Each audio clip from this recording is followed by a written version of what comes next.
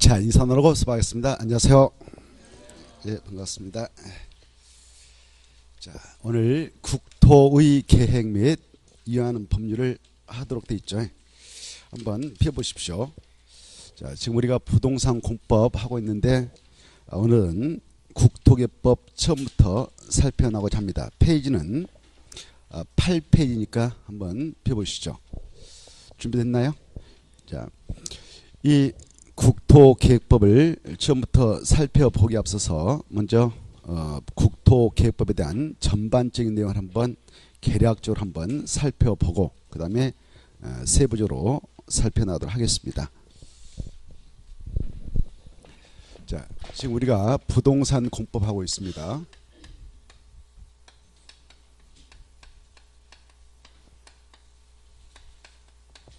부동산 공법 총 몇 개의 법률로 구성되어 있는가? 6개의 법률로 구성되어 있죠. 그리고 몇 문제 나옵니까? 아니, 총 40문. 이제 그 정도 알고 계시죠? 그리고 시험은 바로 50분을 줍니다. 50분. 시험 보는 시간 50분. 그리고 40문항 중 과락자가 있기 때문에 몇 문제 이상 맞춰야 되는가? 최소가 16문제. 이 밑으로 맞으면 탈락입니다. 그래 지금부터 열심히 하시면 40문항 중 16문제는 다 맞출 수 있겠죠. 근데 그게 또 쉽지는 않습니다만은 최선을 다하면 다 맞출 수는 있습니다.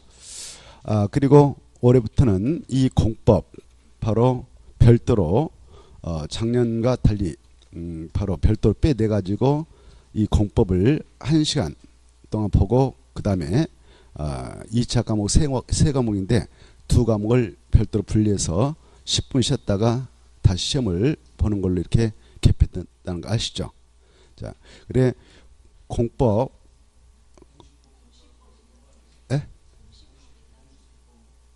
그런가요? 공시세법만 따로 뺐어요. 그러면 공법하고 중개사법을 묶어가지고 제가 헷갈렸네요. 맞아. 공법하고 중개사법을 묶어가지고 하고 공시법하고 세법을 분려가지고 별도로 보게끔 되어 있습니다. 자, 그래 이 공법 40문항 중 바로 16문제 이상 맞추면 되는데 16문제 이상 맞추려면 최선을 다했을 때만 또 그것도 가능합니다. 그 다음에 이 부동산 공법 할 때 부동산은 무엇과 무엇을 말합니까? 토지하고 그 다음에 그에 정착해 있는 물건인 건축물. 그래 부동산 공부할 때 부동산은 토지하고 건축물이다 이렇게 생각하시면 됩니다. 이 토지하고 건축물 이 두 가지를 대상으로 해서 규제해 가지고 우리가 이걸 소유자로서 소유권을 행사하게 되는데 소유권인 권리 속에는 사용, 수익, 처분 권능이 혼일되어 있죠. 이 세 가지 권능을 행사할 때 규제해서 누가 규제하느냐? 공적 주체요, 공익신의 주체인 행정청에서 규제를 하는 겁니다. 그래 공법에서 행정청 하면 국가하고 지방 자치단체를 말한다 이렇게 하시고요. 그래 국가하면 또 이자들이 하는 것이 국가에서 하는 겁니다. 중앙정부에서 하는 거.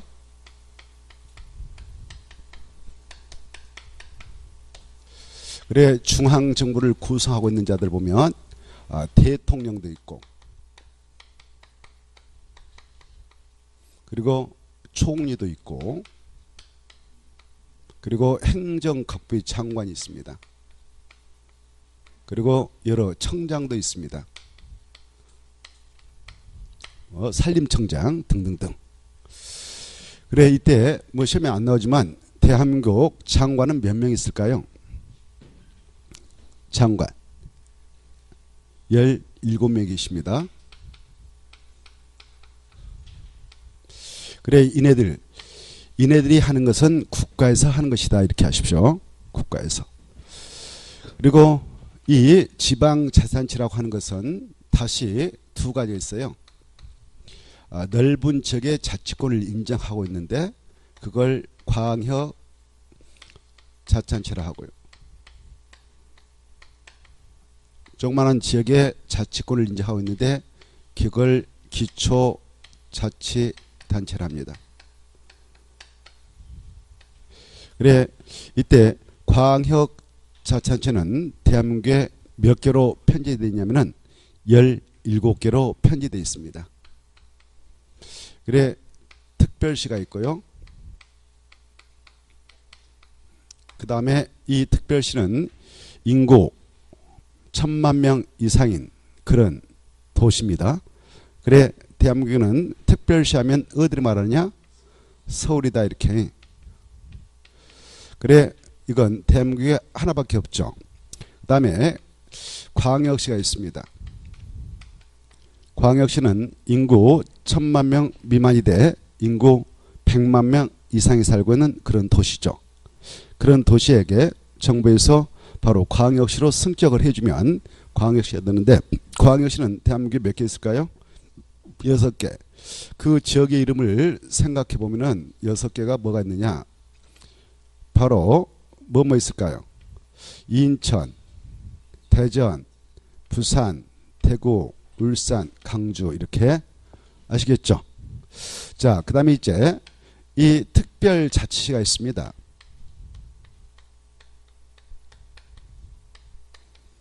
특별자치시는 어디를 말하는가? 세종이다 이렇게 하십시오. 이건 대한민국에 몇 개 있을까요? 1개 있습니다. 그 다음에 특별자치도가 있습니다. 이건 어디를 말하느냐? 제주다. 제주 특별자치도가 있고요. 그 다음에 이것도 대한민국에 몇 개 있느냐? 하나. 그 다음에 도가 있습니다. 이 도는 몇 개 있을까요? 8개 있습니다. 그래 이웃지방부터 보면은 경기도, 강원도, 충청남북도, 경상남북도, 전라남북도 이렇게 아시겠죠?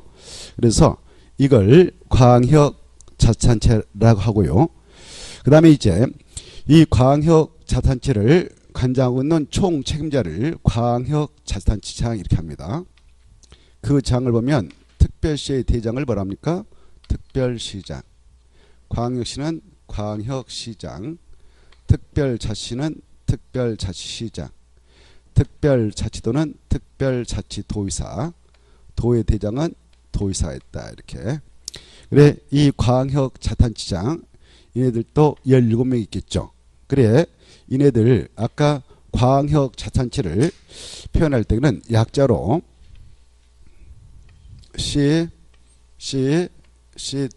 도 해가지고 이걸 약자로 시하고 가운데 콕 찍고 도 이렇게 표현합니다. 이때 도 앞에 가운데 찍고 시가 나오면 바로 공주시, 수원시 이런 시는 포함되지 않는다 이렇게 이해가 있으셔야 돼요.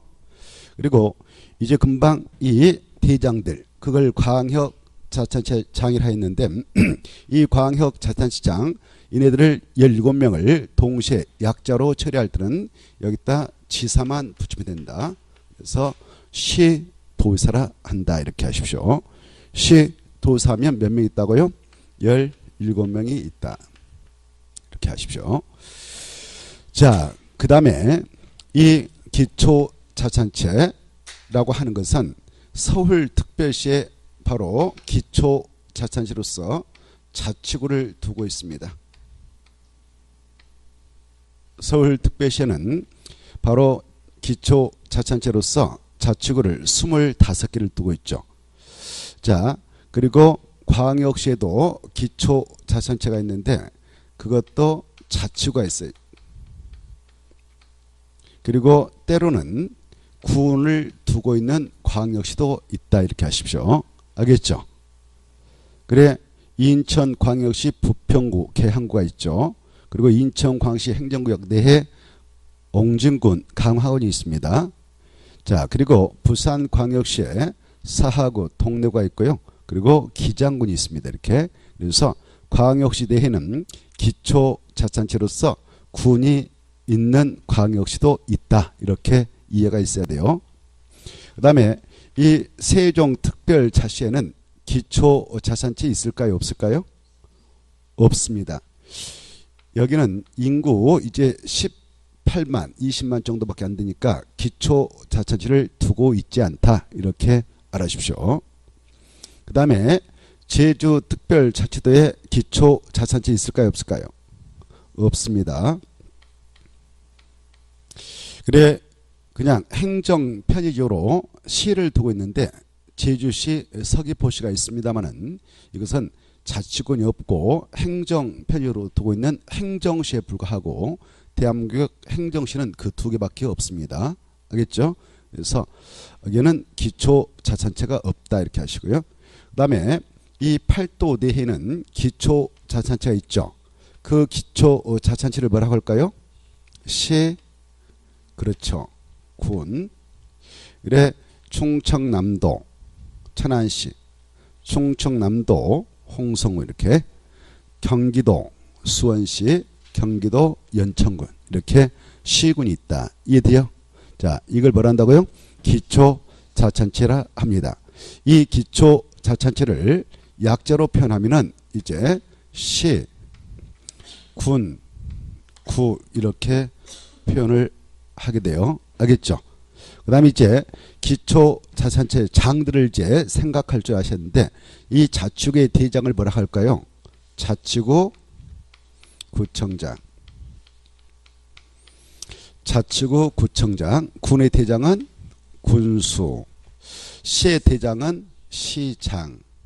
군의 대장 군수. 그래 이 기초자치단체 대장들을 기초자치단체 장이라 합니다. 이렇게. 그래 기초자치단체 장들을 보면 자 시장이 있고 그 다음에 군수가 있고 그 다음에 자치구 구청장이 있다. 이렇게. 그리고 이 시, 팔도 산하에 있는 이 시 중에 바로 이 시 중에 인구 50만 명 이상인 도시가 있습니다. 그런 도시를 뭐라고 하느냐? 대도시라 하고요. 그 대도시 대장을 대도시 시장을 한다 이렇게 하십시오. 여기는 인구 50만이 못 되는 미만이라 합시다. 50만 미만 시다. 그런 시는 대도시라 하지 않습니다. 알겠죠? 그리고 이 공법을 공부하시면서 시장이 이렇게 나왔다. 그러면 이 시장이 나오면은 대도시장과 그리고 50만 미만의 시장까지를 다 포함한다. 이렇게 하시고. 그래 시장하고 가로 열고 대도시장을 제한다.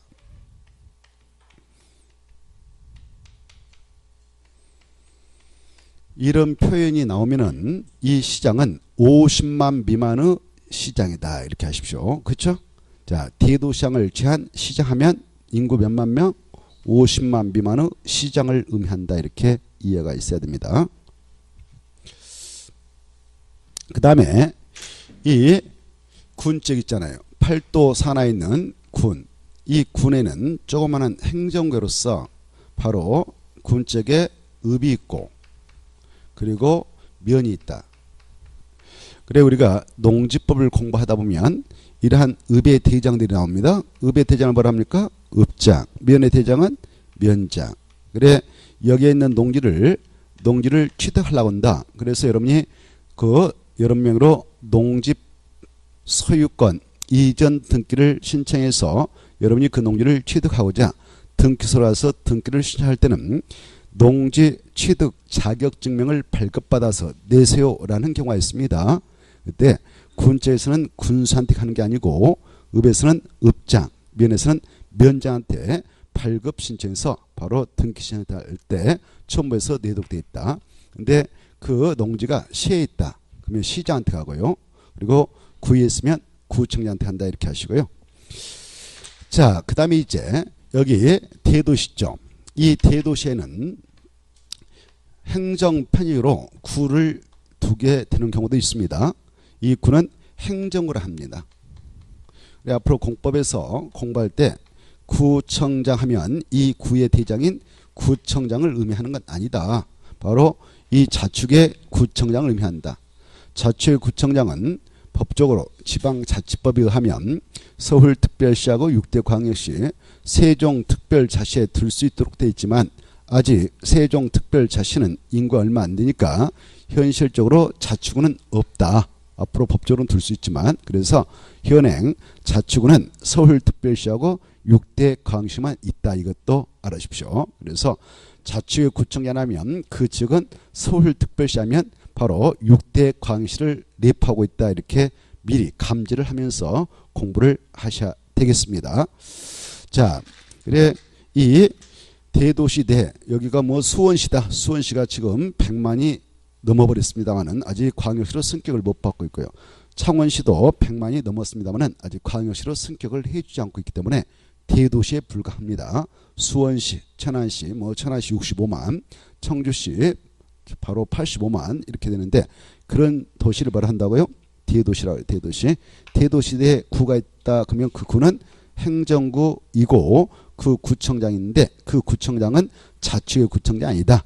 행정구 구청장으로서 이 대도시장이 도시에서 시민에 의하여 선거를 통해서 시장이 되면 그자가 임명해서 보내는 임명직에 불과하다. 그래 공법에서 구청장 나오면 이 친구는 포함되어 있지 않다. 이 자들을 의미한다. 이렇게 알아두셔야 돼요. 이해돼요? 알겠죠? 자, 그래 그리고 이 자들을 견제하는 의회가 있어요. 이네들이 그 지역의 대표 기구이지만 바로 이네들을 견제하고 그 지역에서 시행할 조례를 정해 나가는 조직이 있습니다. 그 조직을 뭐라고 할까요? 지방의회라고 그래. 뭐라고 한다고요? 지방의회.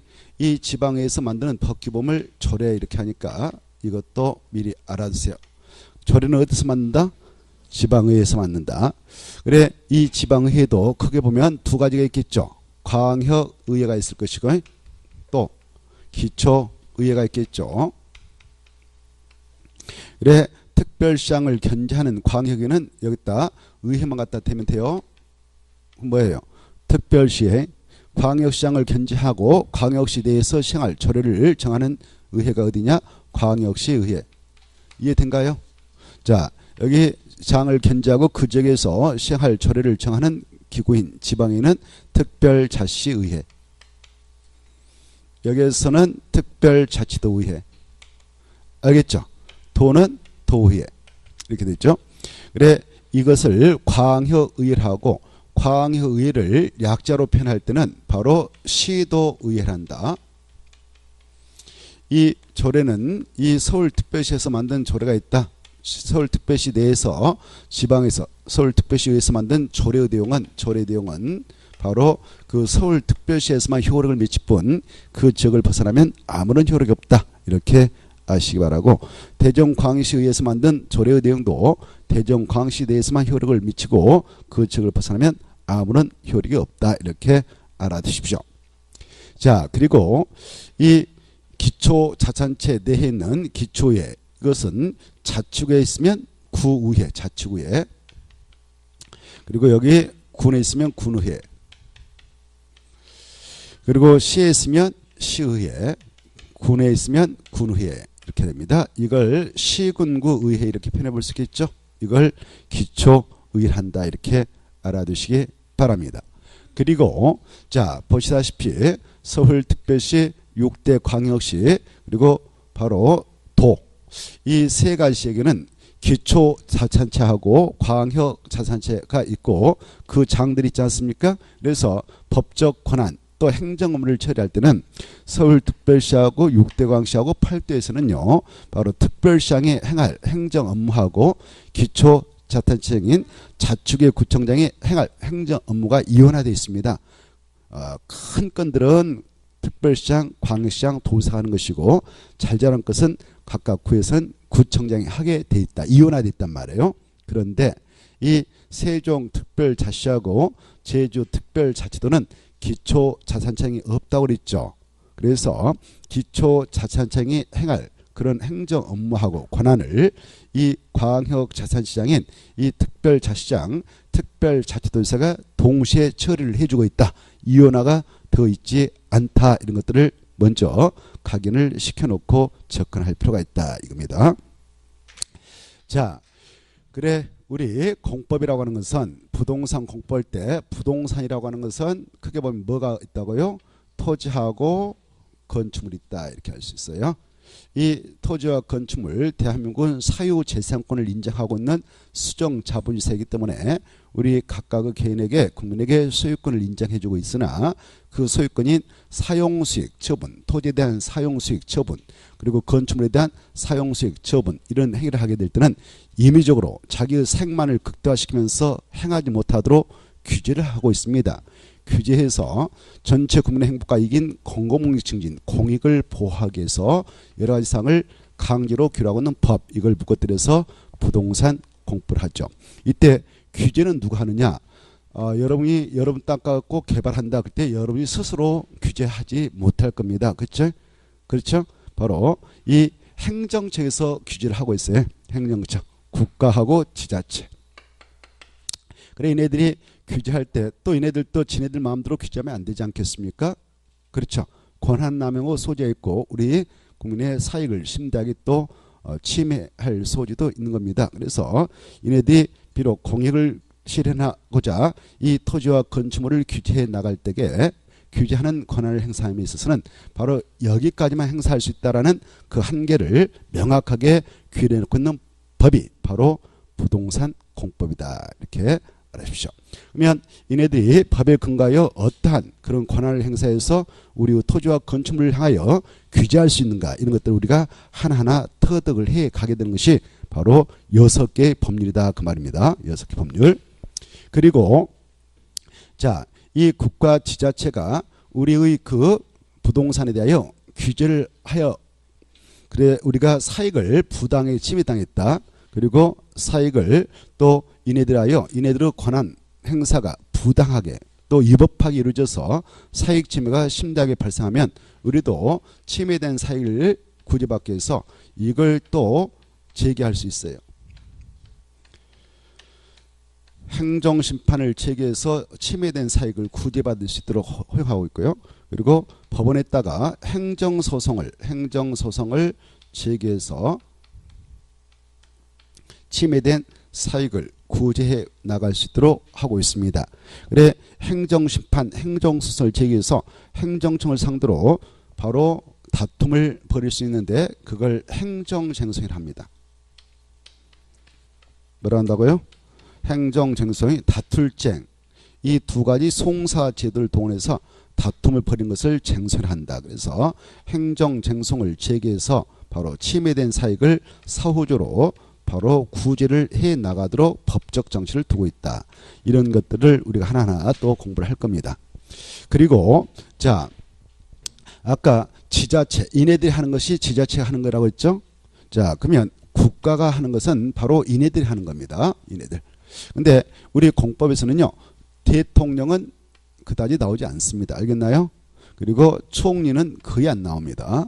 그래 이 국토를 총괄 책임지고 있는 부가 있어요. 중앙정부가 있는데 이 국토를 총괄 책임지고 있는 부가 바로 국토교통부예요.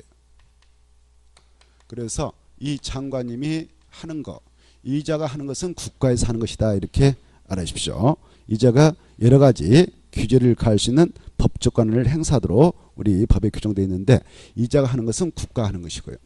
그래 이자뿐만 아니라 또 해양, 바다죠. 해양에 대하여 책임지고 있는 해양수산부 장관. 이자가 하는 것도 국가가 하는 거예요. 그래 해양수산부 장관 그리고 또 행정자치부 장관. 아까 장관이 몇 명 있다고 그랬나요? 17명 있다고 그랬죠. 행정자치부 장관. 뭐 환경부 장관. 우리 공법에 등장하고 계신 장관이 바로 이분들 계세요. 17명까지 다 알 필요는 없지만 그래도 이런 장관 정도는 익숙하게 알아주실 필요가 있습니다. 그리고 또 우리 공법에서 나오는 장관 중 뭐 명시적으로 나오진 않지만 요즘에 뜨고 있는 장관 계시지 않습니까? 문화, 체육, 관광부 장관. 이 두 분이 다 지금 감옥 가 계신 걸로 알고 있는데, 자, 이렇게 이 장관, 여기까지, 그래, 이 장관 이름 중 이 정도는 좀 알고 계셔야 되겠다. 가장 많이 나온 장관은 누구다고요? 국토교통부 장관, 그 다음에 뭐 해양선부 장관, 그 다음에 행정자치장관, 그 다음에 환경부 장관, 국방부 장관, 그 다음에 문화체육관광부 장관. 이런 장관들이 하는 것, 바로 국가에서 하는 것이요. 그래 그네들이 바로 우리 법의 근거에 어떠한 권한을 행사하도록 하고 있는가, 이런 것들 우리가 하나하나 짝짓해서 나갈 예정입니다. 그래, 이네들이 하는 것은 중앙정부에서 하는 것이다, 이렇게 하셔요. 그리고 국가에서 하는 것이다. 그리고 아까 이네들이 하는 것은 지방정부에서 하는 것이다, 이렇게. 누가 하는 거다고요? 지방정부. 그래, 여기 보십시오. 이 중앙정부에서 우리의 토지와 건축물 대상으로 해서 규제차, 그래서 공유를 구현해 나갈 때 이네들도 권한남용의 소지가 있기 때문에 신중에 신중을 기할 수 있도록 바로 전문기관에 심도 있는 그 토의를 거치도록 되어 있습니다. 심도 있는 토의를 거치도록 되어 있는데, 이걸 심의를 받아라 이렇게 하고 있어요. 심의. 그래, 심의기구로서 바로 국토교통부에 설치 운영하고 있는 대표적인 기구가 있는데, 그걸 중앙도시위원회 그래요. 중앙도시계획위원회.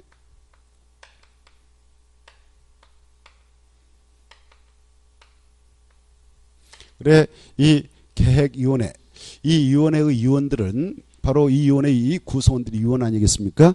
이 위원들은 바로 사람이죠. 사람. 그쪽 도시계획과 관련해서 전문성을 띠고 있는 도시계획과 국장님이라든가 그런 내부 공무원을 이쪽 위원으로 보냅니다. 국장이 그걸 임명이라고 그래. 그리고 일부 전문가 집단인 뭐 대학교 도시계획과 교수님을 이쪽으로 위원으로 모셔온다, 이걸 유책이라 한데, 이렇게 해가지고 이 위원회를 설치해서 운영하고 있습니다. 그래, 이 위원회는 바로 국토교통부에다 두고 있다 그러면 중앙도시계획위원회를 하고요. 그래, 국토교통부 장관이 법에 근거하여 여러 가지 권한을 행사하게 될 때는 바로 심의를 거침에 있어서 바로 어떠한 조직의 심의를 거치고 있는가? 지방이 아니라 중앙이다, 이렇게 하셔요. 알겠나요? 그래, 국토교통부 장관의 권한을 심의해 나가도록 하기 위해서 국토교통부에 설치 운영하고 있는 위원회가 있다. 그걸 중앙도시계획위원회 한다, 이렇게 하시고요. 그리고 또 이네들도 권한 남용의 소지가 있기 때문에 이 시도세의 권한을 심의해 나가도록 하는 이 도시계획을 시도에 설치 운영하고 있습니다. 그리고 시장으로서 구청장도 역시 권한 남용 소지가 있기 때문에 이네들 권한을 심의해 나가도록 도시계획을 설치해서 운영하고 있고, 심의를 때로는 받아라 이렇게 하고 있어요. 이때 여기 보십시오. 이 시도에 시군계에 두고 있는 그런 도시계획위원회를 중앙도시계획위원회 이렇게 할까요? 지방도시계획위원회 할까요? 그렇습니다. 여기는 지방이니까 지방도시계획위원회다 이렇게. 그래, 이 자들이 뭐 하게 될 때 심의를 거침에 있어서는 중앙도시위원회 심의를 거쳐야 된다 그럼 들겠습니다. 알겠죠? 또 국토교통부 장관이 법에 근거한 권한 행사할 때 심의를 거침에 있어서 지방도시위원회 심의를 거쳐야 된다 그럼 들겠어요. 짝짓기를 좀 잘 해두셔야 된다. 지방도시위원회는 시도에 시군계에 두고 있고, 중앙도시위원회는 어디 있는가? 국토교통부에 있다 이렇게 하시고요. 그 다음에 봐보세요. 이 국토교통부 장관이 우리 국토를 관리할 때 법에 근거해 여러 가지 일을 합니다. 그런 국토교통부 장관이 여러 가지 일을 하게 될 때 바로 그 하게 되는 그 내용 중 환경 분야의 내용이 포함됐다 그러면 미리 환경부 장관하고 협의를 하게 돼 있어요. 그리고 어떤 교육 내용이 포함되어 있다, 교육과 관련된 건, 그러면 교육부 장관하고 협의를 하게 됩니다. 어떤 국가 재정과 관련이 있다 그러면 기획재정부 장관하고 협의를 하게 된단 말이에요.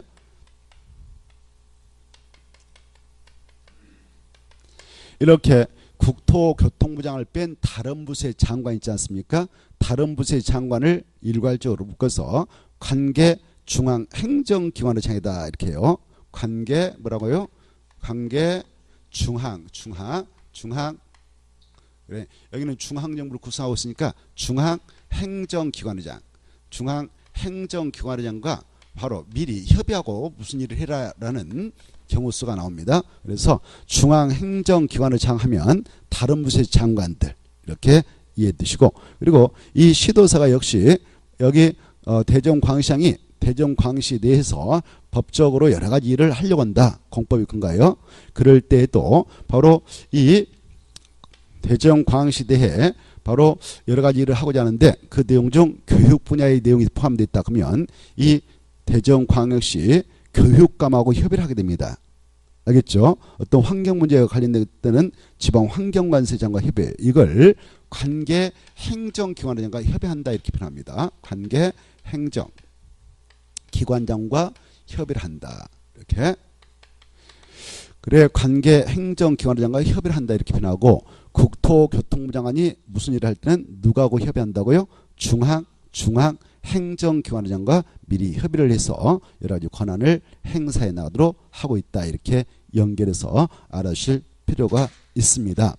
자, 그리고 이 부동산 공법 총 6개 범위가 있다고 그랬는데 그 6개 범위를 보면 이 부동산 크게 보면 두 가지 있다고 그랬죠. 토지하고 건축물. 이 토지가 있다. 토지란 게 전국에 있는 토지를 말하죠. 전국에 있는 토지를 대상으로 해서 법적으로 규제해서 공익을 보호해 나가도록 하겠다라는 법이 있는데 그게 바로 국토의 계획 및 그렇습니다.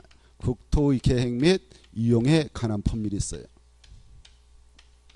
그래 이 법이 우리가 지금 공부하게 될 6가지 법률 중 가장 뿌리가 되는 법이에요. 이게 국토 전반에 대하여 이용 시 계획적으로 여러 가지 행정, 토지 이용 계획을 수립해서 계획에 맞게 이용을 규제해서 공익을 보호해 나가겠다라는 법이 이 법이요. 이 법의 적용 범위는 국토 전체입니다. 국토 전체니까 이 법이 공법의 뿌리가 된다. 기본이 된다. 가장 중요하다. 알겠죠? 그래 이 법에서는 총 12문제가 출제가 된다 했습니다. 이렇게 오늘 이 법을 우리가 할 예정입니다. 자, 그리고 이 국토라고 하는 공간은 다시 바로 도시공간이 있고 그 다음에 시골에 농지공간이 있지 않겠습니까? 그리고 시골에 산지공간이 있는데 그래 이 도시를 하나 새롭게 개발할 때 적용하는 법이 있습니다. 그걸 도시개발법. 그리고 개발되어 있는 그 도시가 있는데 주택, 상가, 공장인 건축물이 오래되어서 뭐 3, 40년 돼가지고 노후 불량식물로 전락했다. 그러면 그걸 철거하고 그 도시를 다시 정비하게 될 때 바로 적용되는 법이 있는데 그걸 도시 및 주거환경 정비법을 합니다.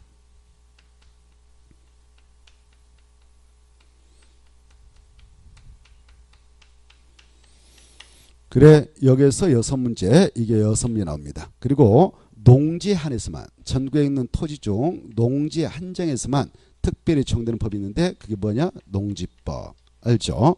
여기서는 몇 문제 나옵니까? 2문제. 그리고 전국에 있는 산이 있지 않겠습니까? 산에 있는 그 땅, 이 산을 관리할 때 적용하는 법이 있습니다. 그걸 산지관리법을 하고요.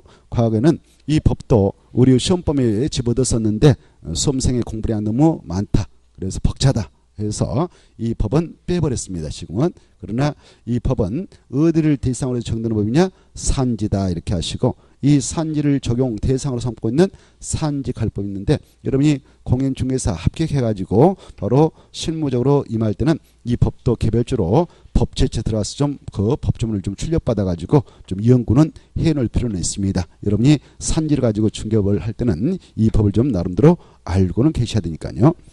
아무튼 자 이건 일단 시험범위에서 빠집니다. 그 다음에 이 부동산 중 이 건축물을 건축 사용할 때 규제해서 바로 공익을 보호해 나가도록 하는 법이 있는데 그 법이 무슨 법이 있을까요? 건축법이 있습니다. 그래서 가장 중요한 법은 국토계획법이라고 한다면 두 번째로 중요한 법은 건축법이다 이렇게 알아두실 필요가 있습니다. 이 건축법을 통해서 바로 이 대한민국에 있는 건축물 있잖아요. 그 건축물 건축할 때 그리고 건축 후 사용 유지 관리할 때 규제를 하겠다는 법이 건축법인데 이 건축법은 바로 건축물 전체에 대하여 그 건축물의 쓰임새를 용도를 하는데 그 용도가 이 건축법령에 하면 29개로 분류해서 규정되어 있어요. 단독택, 공동택, 제1종 근린생활시설, 제2종 근린생활시설 쫙 해서 야영장시설까지 해가지고는 29개 용도에 있는데 이 29개의 그런 용도의 건축물 건축, 사용, 유지 관리할 때 일반적으로 적용을 하겠다는 법이 건축법입니다. 그런데 이 건축물 중에서도 그래 이 건축물을 그 적용 대상으로 삼고 있는 이런 건축법에서는 일단 7문제 나오고요. 그리고 이 건축물 중에서도 모든 국민의 관심의 대상이 될 수밖에 없는 건축물이 주택이라는 게 있거든요. 이 주택을 나눌 때 단독주택하고 공동주택 이렇게 나눠요. 이 주택을 대규모로 건설 공급해 가지고 국민의 주관적을 도모해 나갈 때 특별히 좀 적용을 해 나가겠다. 그래서 과거에 박정희 정권 시절에 만든 법이 있습니다. 그걸 주택 건설 촉진시켜서 국민에게 대규모로 주택을 공급해 가지고 주택 없는 국민의 주관적을 도모해 나가도록 하자라는 법을 만들어서 시행하게 됐는데 과거에는 주택건설 촉진법 그랬고 주택건설 촉진법. 그래 건설을 촉진하려면 한두 채 재가지고는 안 되겠지 않습니까? 그래 과거에는 그 법을 만들 때는 최소한도 20호 이상인 단독택, 최소한도 20세대인 공동택 이런 것들을 대규모로 건설 공부할 때 바로 적용을 해보자 해서 만든 법이 주택건설 촉진법이 있었습니다. 근데 이제 건설 촉진도 좋지만 사후 유지관리도 중요하다. 공급할 때 바로 무주택자에게 우선 공급하는 공급도 중요하다 해서 건설 촉진을 빼버리고 법에 이름에서 지금은 이제 주택법 이렇게 용어를 바꿨어요. 그래 주택법이라는 법이 있는데 현행 주택법이 하면 바로 이 주택법은 단독택을 이제 좀 규모를 더 상향 조정해서 30호 이상 30호 이상 공동택도 상향 조정해서 30세대 이상 이렇게 대규모로 주택 건설을 해 나갈 때 특별히 좀 적용하자라는 법이 있는데 그 법이 무슨 법이냐? 주택법이다. 그래 주택법은 이 규모 이상으로 건설 공급할 때만 적용이 되고 이 규모 미만이면 건축법을 정해서 건축 사용하면 됩니다. 그리고 이 규모의 주택을 건설할 때 1만 정부터 이상으로 대지를 조성한다. 그럴 때 특별히 적용을 해 나가자라는 법이 있는데 그걸 주택법을 하고 이 주택법은 7문제가 출제가 된다. 그래서 우리 시험범위는 같이 국토개법, 그 다음에 도시개발법, 그리고 도시 및 주거환경 정비법, 그 다음에 건축법, 그 다음에 주택법, 농지법 이렇게 6개 법률로 구성되어 있는데 6개 모두 다 그 적용 대상은 토지 아니면 건축물이다 이렇게 이해를 하시면서 들어갈 필요가 있고 우리가 공부하게 될 6가지 법률은 부동산에 대하여 이네들이 여러 가지 행정작용을 가해서 규제해가지고 공익을 보호해 나가도록 한 법으로서 바로 부동산 공법 이렇게 합니다마는 바로 이것은 부동산 행정법이다 이렇게 돼요. 뭐라고 한다고요? 부동산 행정법이다. 이 법이라고 하는 것은 그게 두 가지로 나누게 돼요. 사법하고 공법 이렇게 사법하고 공법 다 알고 계시죠? 그 정도는?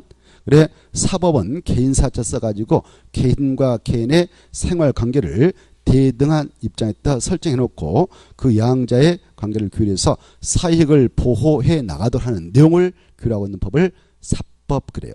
그래 모든 사인들의 생활관계를 바로 규율 대상으로 삼고 있는 일반법인 사법, 일반사법인데 그게 민법이라는 게 있고요. 그리고 사인 중에서도 개인들 중에서도 상인, 상행위, 상거래, 이 건에 대해서 특별히 적용을 하겠다는 법이 있는데 그걸 상법이라 하는 겁니다. 그래서 그런 법을 특별법 그러는 거죠. 그래서 사법하면 일반사법하고 특별사법이 있는데 그게 민법, 상법이 있어요. 그리고 공법이라는 게 있어요. 법은 크게 두 가지 있다고 그랬어. 사법하고 공법. 이 공법은 바로 국민과 국가, 국가와 국민, 국가, 지자체, 국민 이 관계를 수직적 관계로 설정하고 국가, 지자체가 법에 근거해서 우리에게 여러 가지를 규제를 가할 수 있는 내용을 담아가지고 공익을 보호해 나가도록 하는 내용을 담고 있는 법들을 공법이라 합니다. 그 공법에는 헌법도 있는 것이고요. 그리고 형법도 있고요. 그리고 행정법도 있고 소송법도 있는데 우리가 공부하게 될 6가지 법률은 공법은 공법이다. 공법은 공법인데 공법 중에서도 다시 분류하면은 헌법일까 형법일까 행정소송법 민사소송법일까 행정법일까 행정법이다 말입니다. 행정. 그래서 부동산 공법들은 다 부동산 행정법적 성격을 띠고 있다 이렇게 하는 거예요. 행정법이라고 하는 것은 바로 행정청에 의한 행정작용하는 내용을 규율하고 있는 법들을 행정법이라 합니다. 이 행정법은 단행본으로 돼 있지 않아요. 민법 같은 경우는 단행본으로 돼 있다 해서 1조부터 1118조로 딱 끝나버립니다. 이렇게 형법도 1조부터 375조로 딱 끝나버리는 거예요. 근데 행정법은 행정법 해가지고 1조, 2조, 3조 이렇게 돼 있는 게 아니란 말이에요. 행정청에 한 행정작용하는 내용을 규율하고 있는 법들을 싹 행정법이라 해요.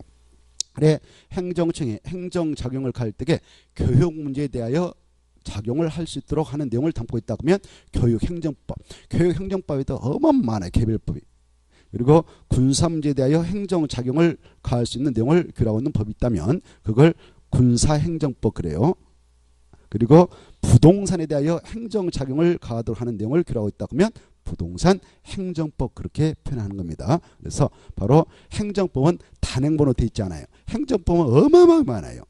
그래 우리 부동산에 대한 행정법적 성격을 띠고 있는 것도 그 개별 법률을 보면 120, 30개가 넘어버립니다. 엄청 많아요. 그런 법 중에서도 우리는 딱 6개만 추려서 하는 겁니다. 왜 하느냐 이걸 여러분이 공인 중개사인 중개업자가 되었을 때 나무 재산을 의뢰받아 가지고 중개를 했지 않습니까? 그렇죠? 그러한 부동산에 대하여 어떠한 공법상 이용 제한이 가해졌고 거래 제한이 가해지고 있는가를 정확하게 법률적으로 분석해 가지고 중개 의뢰인한테 확인 설명해 줄 의무가 있거든요. 그 의무를 이행할 수 있도록 법에 또 명시적 규정을 두고 있습니다. 그 의무를 이행해 준 대가로서 중개 수수료를 수수해서 받아갈 수 있도록 허용하고 있는 겁니다. 그때 그 공법상 거래코자 하는 그 토지라든가 건축물에 대하여 어떠한 이용 제한과 거래 제한을 가하고 있는가라고 하는 것을 정확하게 법률적으로 분석해서 확인 설명해 줄 의무가 있다고 했는데 그 의무를 잘못 이행해서 중개인에게 재산상 손해를 야기하면 그에 대한 법적 책임으로서 손해배상 책임을 지합니다. 그러한 손해배상 책임을 지지 않고 깔끔하게 중개물을 수행해 나갈 수 있는 능력을 배양하기 위해서 우리가 6가지 법률을 기본적으로 하고 되는 겁니다. 그래 이것들은 실무적으로 아주 중요한 법이니까 바로 여러분들이 더더욱 관심을 가지고 이 공법적 지식을 습득해 나도록 노력을 하셔야 됩니다. 자, 그래 이러한 6가지 법률을 우리가 쭉 봤는데 오늘은 그 법 중 무슨 법을 공부하느냐? 국토의 계획 및 이런 법률을 공부할 것이고 우리가 지금 행정법적 성격을 갖고 있는 이런 법들을 공부한다 했는데 이 법을 공부할 때는 기본적인 내용으로서 법의 체계를 좀 이해할 필요가 있다. 이미 다 알고 계시지만 자, 이 대한민국 법 체계를 보면 상위법이 있고 하위법이 있다. 그 정도는 알고 계시지 않겠습니까? 알고 계시죠? 그래 대한민국 모든 법의 최고법, 기본법은 무슨 법일까요? 그렇죠. 대한민국 헌법이 있습니다.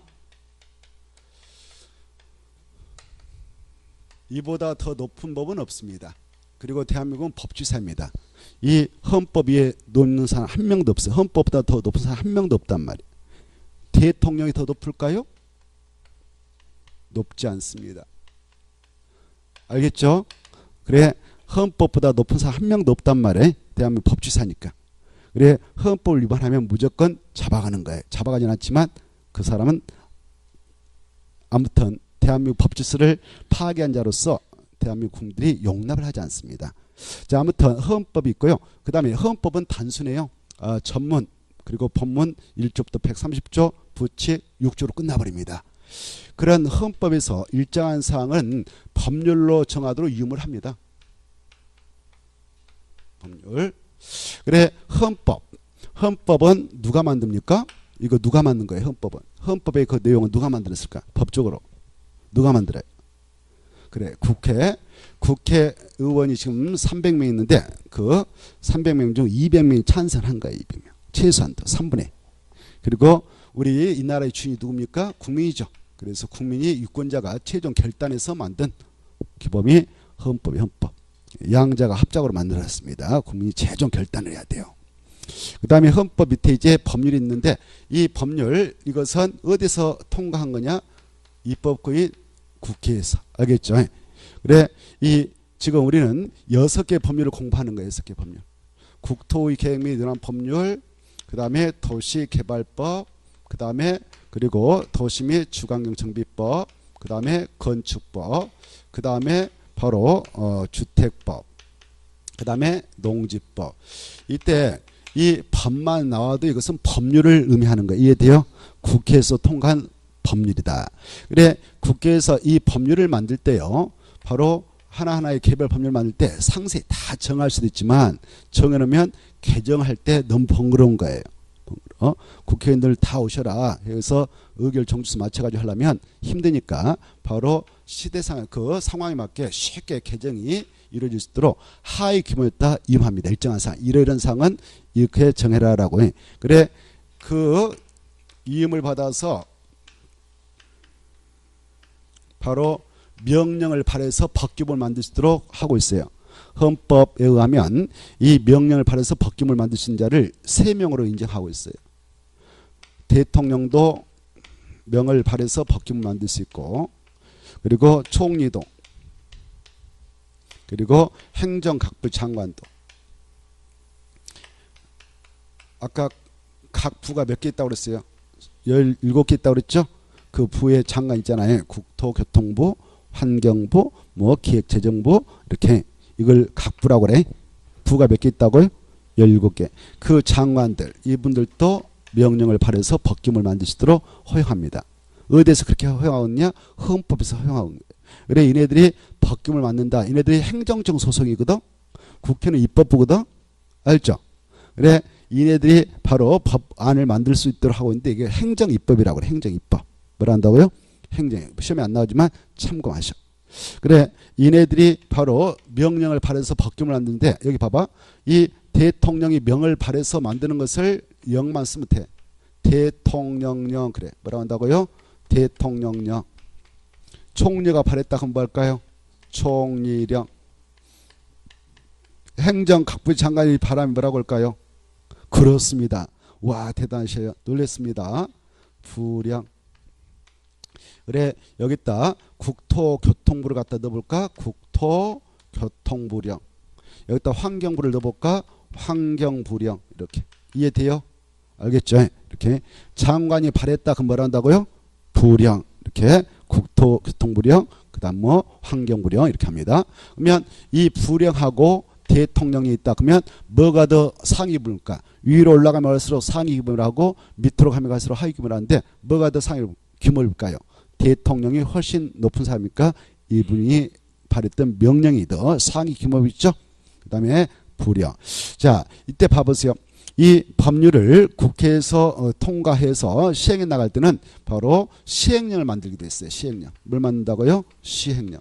이 시행령은 누가 만드냐? 바로 대통령이 명을 발해서 만듭니다. 그래서 대통령령을 달리 뭐라고 하냐? 시행령을 한다. 이렇게 하시고 그리고 자, 이 국토의 계획 및 이런 법률을 국회에서 통과해서 이제 시행하려고 한다.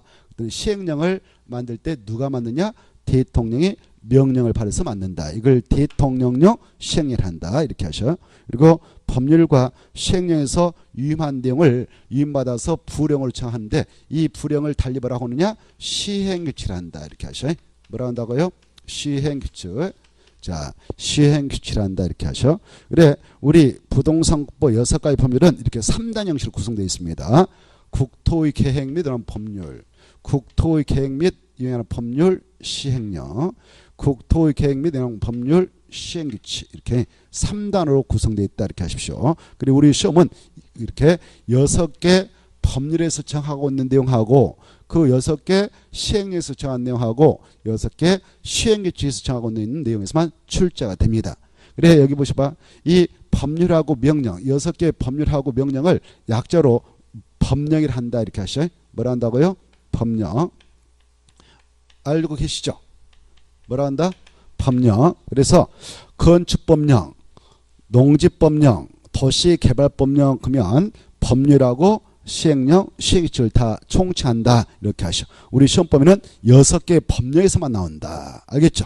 그리고 출제를 할 때도 법령이란 말을 꼭 제시합니다. 그 한도에서만 출제했으니까 그 한도에서 생각해서 옳음과 그름을 판단하시라. 이렇게. 알겠죠?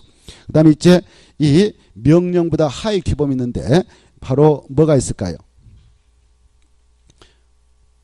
뭐가 있을까요? 절에? 자, 그래. 절에가 있어. 절에.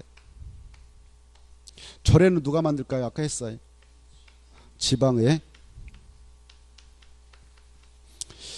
자, 그래. 절의 내용은 그 구체 내용은 우리 시험에는 안 나옵니다. 그러나 절의 위치는 아셔야 돼요.